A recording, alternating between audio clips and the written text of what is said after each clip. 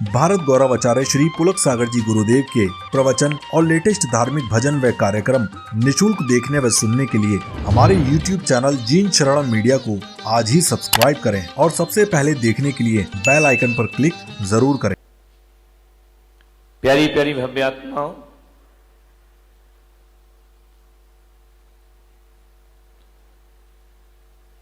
संतान को जन्म देने से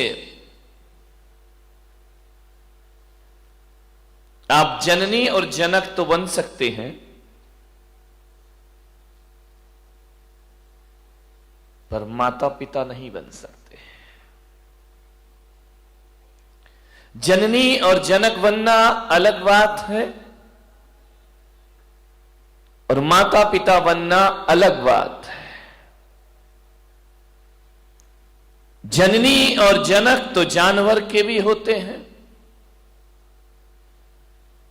एक पशु भी अपने बच्चों को जन्म देता है और छोड़ दिया करता है।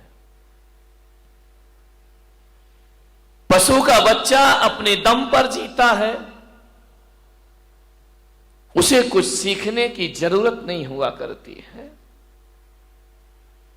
पशु के बच्चे तो वो होते हैं जो पैदा होते ही कुछ देर बाद खड़े हो जाते हैं, चलने लगते हैं, भागने लगते हैं, दौड़ने लगते हैं।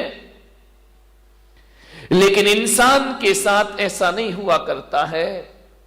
इंसान का बच्चा सब कुछ सीखता है, चलना भी सीखता है, खाना भी सीखता है, बोलना भी सीखता है, हंसना भी सीखता है और रोना भी सीखा करता है।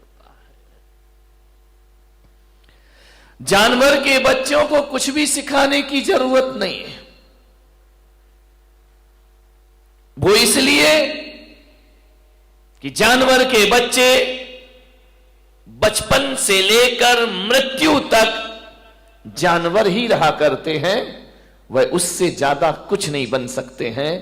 एक घोड़ा बचपन से जन्म से लेकर मृत्यु तक घोड़ा ही रहेगा, एक बैल जीवन भर बैल ही रहेगा, एक गाय जीवन भर गाय रहेगी, एक कुत्ता जीवन भर कुत्ता ही रहेगा। लेकिन मनुष्य के साथ ऐसा नहीं हुआ करता है। यदि मनुष्य को अच्छे संस्कार और अच्छी शिक्षाएं प्रदान कर दी गई तो इंसान से ये भगवान बनने को भी तैयार हुआ करता है। और मनुष्य वह होता है जो पशु से परमेश्वर हो सकता है। मनुष्य वह है जो कंकर से शंकर हो सकता है। मनुष्य वह है जो त्रियंज से तीर्थंकर भी बनकर के दुनिया में आ सकता है। आपके साथ संभावनाएं हैं, इसलिए मनुष्य को सिखाना पड़ता है, बोलना भी सिखाना पड़ता है, चलना भी सिखाना पड़ता है, खाना भी सिखाना पड़ता है। इसलिए मैंने कहा कि जो लोग अपने बच्चों को केवल जन्म देते हैं वो जननी और जनक कहलाया करते हैं। लेकिन जो बच्चों को संस्कार दिया करते हैं, जो जीवन देते हैं, उन्हें माता और पिता का दर्जा प्रदान किया जाता है। ध्यान रखना, पशु के माता पिता नहीं होते हैं, वो केवल जननी होती है, जन्म दे के छोड़ देती है। ध्यान रखिए, आप माता पिता, आपकी एक साधना है, आपकी बहुत बड़ी जिम्मेदारी है। आप समझदार प्राणी हैं, जानवर ना समझ प्राणी है। ध्यान रखना, जन्म देना ही कोई बहुत बड़ी प्रक्रिया नहीं है, जीवन देना उससे बड़ी प्रक्रिया होती है। जन्म की साधना तो केवल 9 महीने होती है, लेकिन जीवन की साधना तो जिंदगी भर करना पड़ती है, तो भी जीवन कम पड़ जाया करता है। जिंदगी भर की साधना है, एक तपस्या है। मान्यवर, बच्चों को लाड़ प्यार ही नहीं, संस्कार भी दो। आपके पास पैसा है, आपके पास दौलत है, आपके पास रुपया है, बच्चा कहता है मोबाइल चाहिए, आप मोबाइल दे देते हैं। बच्चा कहता है लैपटॉप चाहिए, आप लैपटॉप दे देते हैं। दीजिए, मेरा कोई विरोध नहीं है। बच्चा कहता है गाड़ी चाहिए, बच्चा कहता है मोटरसाइकिल चाहिए, आप मोटरसाइकिल दिला देते हैं। और बच्चा कहता है कि कार चाहिए, आप कार दिला देते हैं। लेकिन मैं पुलक सागर तुम्हारे बच्चों को ना तो मोबाइल दे सकता हूं, ना तुम्हारे बच्चों को मैं लैपटॉप दे सकता हूं, ना तुम्हारे बच्चों को मोटरसाइकिल दे सकता हूं, ना मैं तुम्हारे बच्चों को महंगी महंगी कार दे सकता हूं। लेकिन पुलक सागर के इस यहां पर आएंगे, पुलक सागर के दरबार में आएंगे तो ध्यान रखना, एक कार मैंने भी रखी है अपने पास, और वह एक कार है जो मैं सारे देश को दिया करता हूं। आज तुम्हारा बच्चा रूठे कार के लिए तो एक बार उसे मेरे पास लेकर के आना, मैं उसे कार दिलाऊंगा। ध्यान रखना, मेरे पास अल्ट्रो तो नहीं है, मर्सिडीज नहीं है, वैगनार नहीं है। मेरे पास यदि कोई कार है तो एक कार है जिसकी हर घर को आवश्यकता है, और पुलक सागर के पास कोई कार है तो वह संस्कारों की कार है। संस्कार की कार पकड़ा दी जाए तो जिंदगी अपने आप समझ। संस्कार की कार बांटा करता हूं, संस्कार की कार में बैठो तो जीवन को आनंद में परिवर्तित कर दीजिए। मान्यवाद सोचना है। बच्चों का जीवन बनाने से पहले हमें अपना जीवन बनाना जरूरी है। बच्चे दर्पण हैं, जो हम करते हैं वो बच्चों को दिखाई देता है, और जो दिखता है बच्चा वही सीखता है। एक बात ध्यान रखना, 21वीं सदी है, ज्यादा औलाद को सिखाने की कोशिश मत करना। तुम कुछ सिखाओगे उससे पहले वो तुम्हें सिखा के रख देगा। संभलो इस औलाद से, सबके मुंह लग जाना, बच्चों के मुंह कभी मत लगना। बड़े होशियार होते हैं ये बच्चे, बड़े होशियार होते हैं। आज के युग में 21वीं सदी में मूर्ख बच्चों का पैदा होना बंद हो गया है। अब बुद्धू औलाद पैदा नहीं हुआ करती है, अब तो बहुत समझदार औलाद पैदा हुआ करती है, बड़ी पढ़ी लिखी औलाद पैदा हो रही है।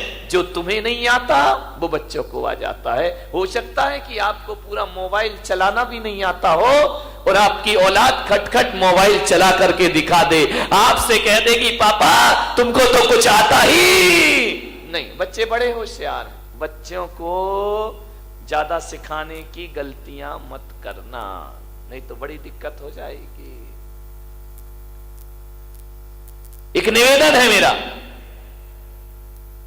ये बच्चों को सिखाओगे तो बिल्कुल नहीं सीखेंगे, सिखाने से नहीं सीखेंगे। एक पति पत्नी मेरे चरणों में आए, छोटा सा बच्चा था। बच्चों ने कहा बेटा महाराज के पैर पढ़ो, महाराज को नमस्कार करो, महाराज को नमोस्तु करो। बच्चा करने को तैयार नहीं, वो तो अकड़ के खड़ा। अरे बोले बेटा नमोस्तु, बोले नहीं करूंगा। अरे मैंने कहा गजब है भाई, 3-4 साल का बच्चा वो माँ बाप का कहना मानने को तैयार नहीं। बोले बेटा ऐसा नहीं है, गलत बात, बहुत गंदी बात है, महाराज हैं इनको प्रणाम करिए, इनको नमस्कार करिए। बोले नहीं करूंगा नमस्कार। अरे तो बच्चे माँ बाप बड़े शर्मिंदा हुए कि यार महाराज हम करें क्या, ये झुक ही नहीं रहा है। मैंने कहा ऐसे नहीं झुकेगा, ये 21वीं सदी की औलाद है, ऐसे झुकने वाला नहीं है, तुम्हारा तरीका गलत है, बच्चा तो अभी झुक जाएगा। तो बोले कैसे झुक जाएगा बच्चा। मैंने कहा बच्चे के उसने क्या किया, उसकी माँ ने बच्चे की गर्दन पकड़ी और जबरदस्ती मेरे पैरों पे रख दी। बच्चा गर्दन उठाए जा रहा है, माँ बाप गर्दन दबाए जा रहे हैं। मैंने कहा रुको, बहुत गलत तरीका, ऐसे बच्चा प्रणाम नहीं करेगा। छोटा सा था, 3 साल का होगा, 4 साल का। मैंने माँ बाप से कहा बच्चे की गर्दन छोड़ो, बच्चे की गर्दन से हाथ हटाओ। माँ बाप ने हाथ हटाया। मैंने कहा तुम दोनों हाथ जोड़ो। माँ बाप ने हाथ जोड़े। बच्चा छोटा सा था, उसने ऊपर देखा, मम्मी पापा हाथ जोड़ रहे, बच्चे ने भी हाथ जोड़ लिए। मैंने कहा तुम प्रणाम करो, नमस्कार करो। जैसे ही उन्होंने धोख लगाई, बच्चा भी लेट करके प्रणाम करने लगा। मैंने कहा ध्यान रखना 21वीं सदी है, ये सिखाने से नहीं सीखेगी, ये दिखाने से सीखा करती है। जो आप दिखाएंगे बच्चा वैसा सीख जा। ध्यान रखना है, बच्चों का पालन पोषण करना, उन्हें संस्कार देना, आपको जिंदगी भर तपस्या करना पड़ेगी। बच्चों की परवरिश करो। कैसे करना है उनकी परवरिश? सिखाने से नहीं, दिखाने से। जो आप दिखाएंगे बच्चा वही करेगा। दो बच्चे लड़ रहे थे, मैंने बुलाया, मैंने कहा बच्चे लड़ते क्यों हो? बोले किसने कहा हम लड़ रहे थे?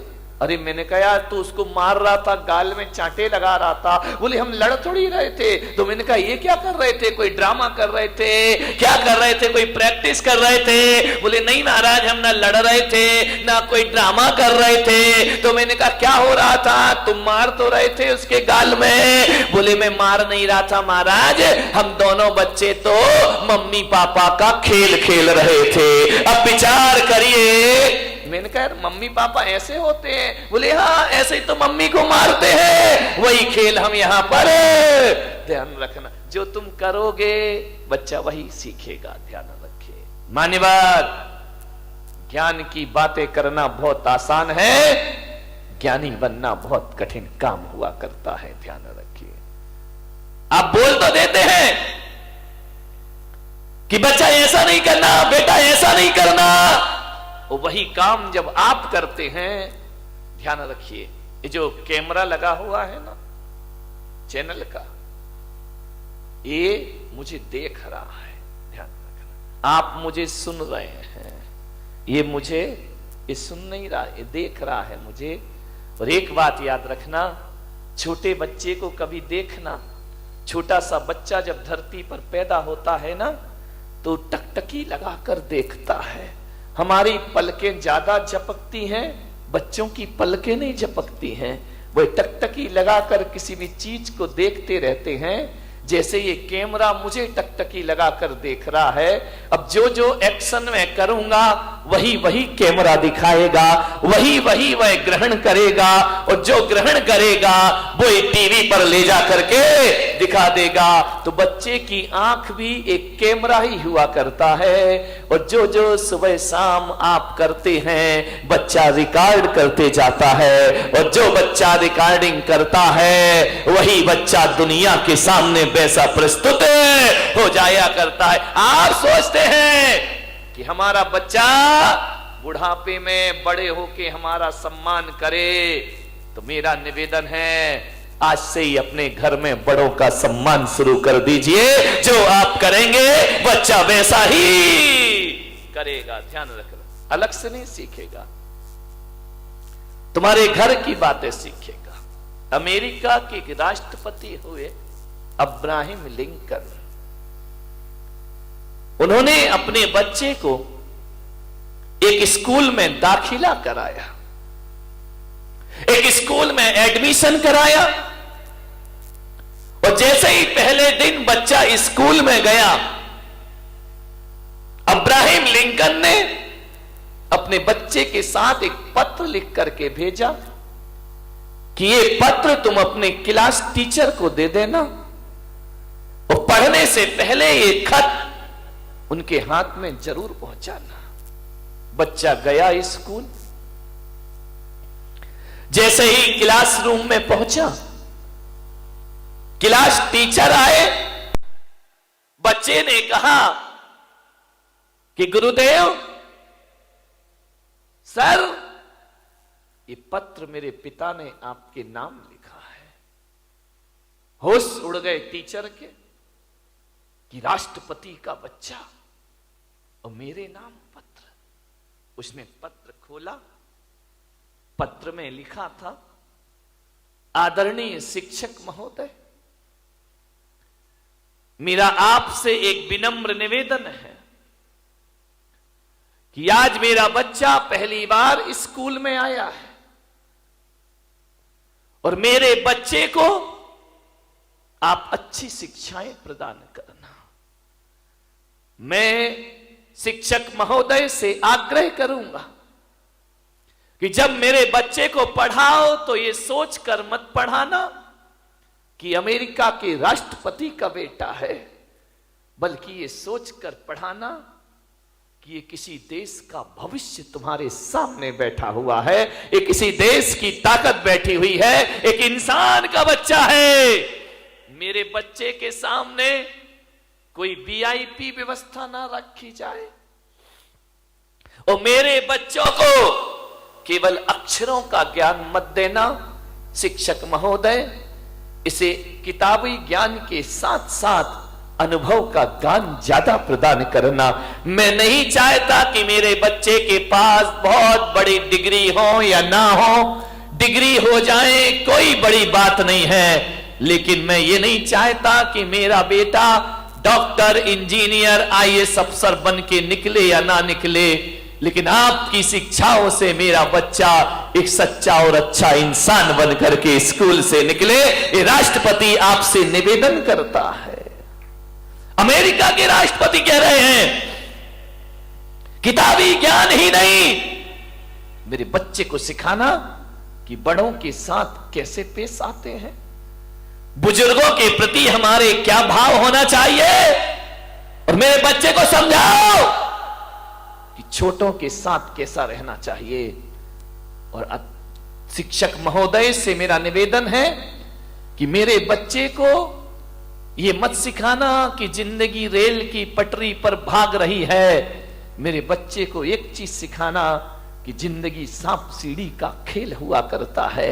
उसे समझाओ कि जिंदगी में ऐसे भी लोग मिलेंगे जो सीढ़ियों का सहारा देकर तुम्हें ऊपर चढ़ाएंगे, और जिंदगी में ऐसे भी लोग मिलेंगे जो अपने बनकर सांप के समान डसेंगे और जिंदगी को नीचे ला करके पटक देंगे। जिंदगी एक सांप सीढ़ी का खेल है, यहां चढ़ाने वाले भी मिलते हैं और यहां उतारने वाले भी प्राप्त हुआ करते हैं। मेरे बच्चे को समझाना कि जिंदगी में उतार चढ़ाव आएंगे, सीढ़ी भी मिलेगी और सांप भी मिलेगा, लेकिन मेरे बच्चे को ये संस्कार देना कि जब जिंदगी सीढ़ियों पर ऊपर चढ़ी जाए तो अहंकार में फूलना मत, और जब कोई सांप डस ले तो निराशा में जिंदगी को बर्बाद